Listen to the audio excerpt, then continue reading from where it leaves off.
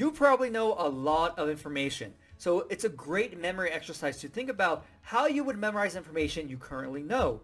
Because if you go back and start looking at it, you're like, whoa, if I used this memory technique, it would have made the whole thing so much easier. Of course, it's not going to help you now because you already know the information. But when you're learning something new, it's going to help develop your skill to analyze the new information you're trying to learn and find the most effective and efficient way to learn that information. So yes, it might seem like going back and trying to figure out to learn, how to learn something you already know is a waste of time, but it's really not. It's an extremely great exercise and helps sharpen your memory skill. So for example, the multiplication tables. So that's this bad boy right here. Now, a lot of people don't like math, and so of course, this was probably a struggle for a majority of the people in my class when I was learning this in elementary school. Now, in a video, I talked about how 7 times 8 and 8 times 7 always screwed me up. I would get 1, and when the number was switched, so if I got 7 times 8, 56, and then I got 8 times 7, I was like, man, what is 8 times 7? It totally threw me off. Why? I don't know. It just did. But thinking about how would I actually memorize this?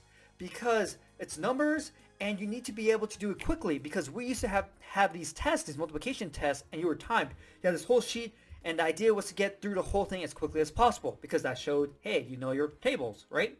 And so you have to be able to recall this pretty quickly, and you still use this till this day. Till this day, I still use the basic 10 by 10 table. Anything outside that, probably 11 by 11 is probably one that's the exception, but anything beyond that, no idea.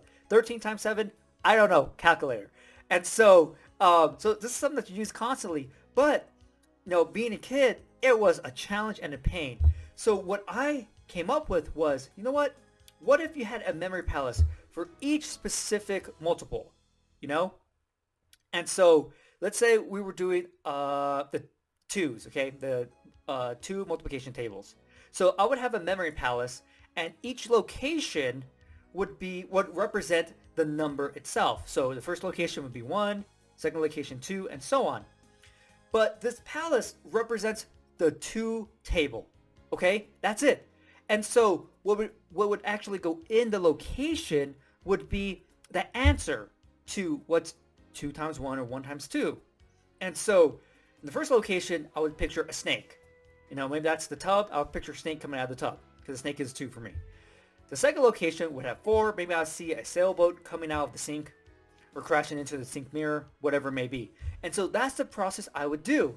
Now, of course, it's up to you on how you would want to memorize it, because, 1 times 2 and 2 times 1, pretty much the same thing, right?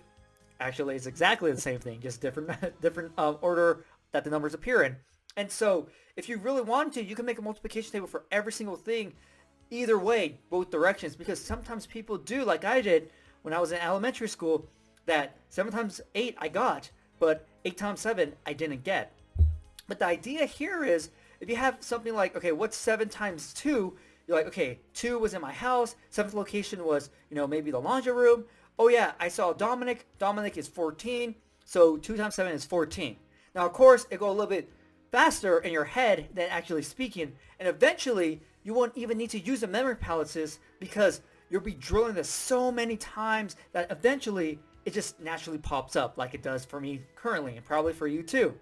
And so that allows me to think about, hey, when I'm learning something with a whole bunch of numbers, or maybe the things are in a table, this is a great way to apply memory techniques. Yes, I might not be memorizing the multiplication tables, but the information might have some sort of grid like this, which once I thought about, hey, the table, oh yeah, I would do this for the multiplication tables. Hey, let me see if that works for this information.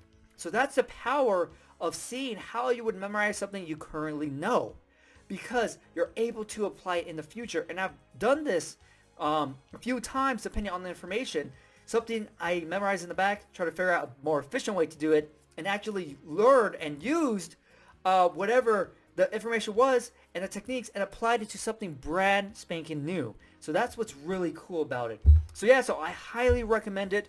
You don't have to do it like every single day, just pick something once in a while and just kind of get your creativity and imagination going, because you will develop your ability to analyze, and that's so crucial when you're learning something, because you don't want to waste time going down one path and realizing that sucks and have to start all over.